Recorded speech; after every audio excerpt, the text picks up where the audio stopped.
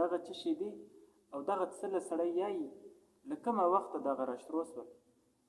فایده یې څه ده دغه د تکبیرات اصل کې د تشریک تکبیرات چې کوم دي دا نبی اسلام مستفادیس د مجلس یې کړی ده چې په دغه شپو کې چې کوم خلک عاج تللی دي اخوا د پاج کې د قرباني کوي عاج کوي ثواب کوي زیارت کوي آی کم باندې مسلمانان چې په علاقه کې ګرځي اخو پاج کې شریک نه دي نو الله جل شانه د پیغمبر په ذریعہ باندې موږ سره دا احسان کړی ده چې تاسو د اجانو په حالت کې به تاسو می شریک کړئ د اجانو سره به تاسو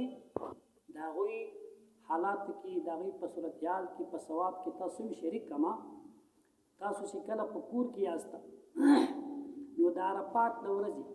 عرفات نه د عرفات د سحر لپرز مانځ بعد الله اکبر الله اکبر لا اله الا الله والله اکبر الله اکبر لله الحمد دا کلمې تاسو په زور وایي شزي دی وای کورو کې چې منځو کې پرز نرګانې دی په منځ کې مانځ بعد پرز مانځ وای کده ملای یې رسوا بل سړی دی په زور وایي د ګردو خلکو په یاد سي نو په دا ثواب کې به شریک سي چې موږ د اجانو په حالات کې شریک یو ته په تکبیر تشریک شدي آل تکم کوي لبای کوي دی آل ته په علاقه کې کوم د خدای رضا سي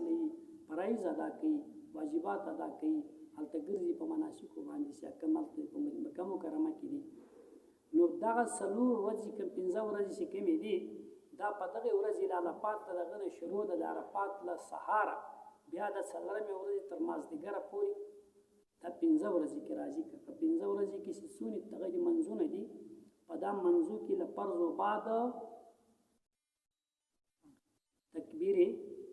تکبیرونه چې کوم خلک وایي دا د عاج په شپو کې ملاکه وایي نو دغه ځای شروع کیږي او تاسو په ثواب کې شریک یاست د اجانو په حالت کې شریک یاست گویا تاسو لري نه یاست دغه چې کوم تکبیرات تاسو اجانو سره شریک وایست د حج په حال کې شریک کی وا ثواب کې شریک کی تا طرف خپل ثواب ورکړي دا جدا ثواب دستا جدا ثواب ده او دغه نو من الله قرباني چې لازم کړي د پاک خلکو باندې چې هغه وس لري مالداري لري د قرباني چې الله جل شانو کم ژوندۍ شان مستمسخر کړی دي دا دغه ژوندو شانو قرباني ادا کول د خدای شکریا ادا کول ده الله جل شانو ول تپاجانو د حج یو څه لازم کړی د حج حجیان چې کوم څه الته قرباني کوي هغه پاج کرام حج تمتو دا دو حج سیو کې یا عمره وای سره یو ځکه په یو ایران کې کران ورته وای یا عمره جداو کې حج جداو کې د تمتو وای دا دوا جونه کې په دا دوه نمونه حج دوه نمونه حج چاو کې په دا باندې قرباني ستا د حج قرباني کچا حج مفرد وو کې واجب حج کاو عمره نه و پکې ګړه هغه باندې قرباني نستا کله خپل کوله خو د خوشاله ده یا دای مالدار او خپل د مالداري قرباني کوله یو د حج قرباني ده دا جدا ده یو د مالداري است مالدار قرباني ده دا جدا ده اجان چې دلته کم دي زی لار سي له نور زی دنیا ترازی د مالداري قرباني یو جدا ده د حج قرباني جدا ده